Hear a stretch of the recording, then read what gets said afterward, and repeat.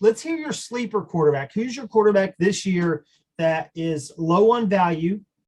And we may have already mentioned his name, but just kind of go into further detail. And I'll go, while you think about it, I'll go first. I've been putting you on the spot. So I'll go Okay. first. My guy is probably one of your guys, Danny Dimes. Oh, nice. Love dimes. I have been trading in my one QB leagues and my other Superflex league. I have been all over trading for Danny Dimes. I think I got Danny Dimes for a fourth and a player I was going to cut, and I got him for 2/4 in another league. Like picks that probably are never going to amount to anything, anyways. I got with a guy who now has Brian Dable from Buffalo. I was late to the Josh Allen party. I'll just say it like that. I think part of that was I got to see Josh Allen play the Titans the year before he really broke out this past year. And he had a serviceable fantasy year in 2021. But I remember watching that game and be like, this guy's terrible.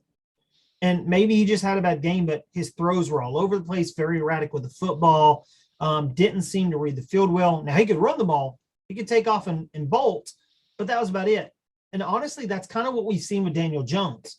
We've seen a guy that is sneaky athletic. I mean, except for when the turf monster gets him when he breaks off down 65-yard run. But we've seen a guy that's sneaky athletic when you watch the tape. Really, really good arm talent. Like, I think he falls into a situation that Marcus Mariota, and I'm not trying to compare him to Mariota, but a scenario that Mariota fell into where he doesn't try to fit the ball into tight spaces enough.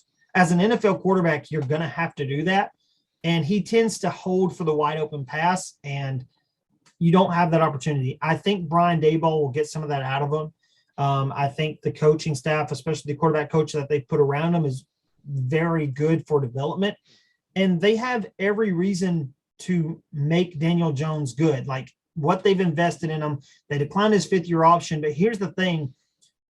You know what's cheap? You know what's not as cheap as a rookie quarterback, but the next best thing is one of these Ryan Tannehill contracts before the restructure where he got extra money against the cap. But one of these, you pay a mid-tier quarterback money, but they then develop into something bigger. And I think that's what the Giants have a chance to do with Danny Dimes. I think Tony is a underrated weapon, although I'm scared to draft him because of the off the field and just head case stuff. Wan'Dale Robinson's going to be another good weapon. And I've been buying Galladay all off season as well at that third round evaluation. I think I traded 309 for Galladay in a league. So I think there's some potential for that offense. And if ran correctly, it was almost it was almost unwatchable to watch that offense last year. I don't know what the Giants were doing. And I can't really put all that on Daniel Jones because the play calling was just so terrible. I don't remember what the full house quarterback sneak was 3 times in a row at Mike Glennon, but it had to be a low point watching your team, man.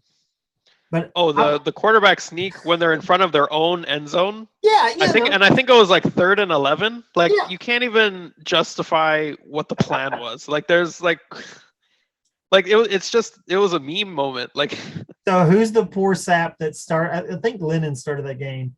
Who's the poor sap that started Glennon and lost by like 1/10 of a fantasy point because Glennon lost a yard on one of the QB sneaks? Oh no, did that actually happen? I'm sure.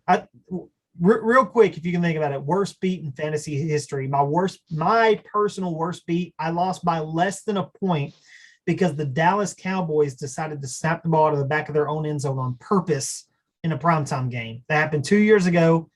They were going to snap to punt it, but if you give yourself a safety, you don't have to punt from your own end zone. Like 2 points, what does it matter? We'll give ourselves some room. And I lost because the person I was playing was starting that defense. Oh wow. I know my worst loss or like moment where it was like this close. Yeah. I know I lost on Matt Crosby hitting a kick, but then they got a flag and then he missed the kick after. So the points would have got me the win, but someone moved, they redid the kick and he missed the kick and I lost that week. It was rough. Bad beats. Hey, if you're listening right now, I want you to comment your worst bad beat you've ever experienced in the comments. We'll rate them and see who truly takes the doo-doo crown, if you will. Yeah.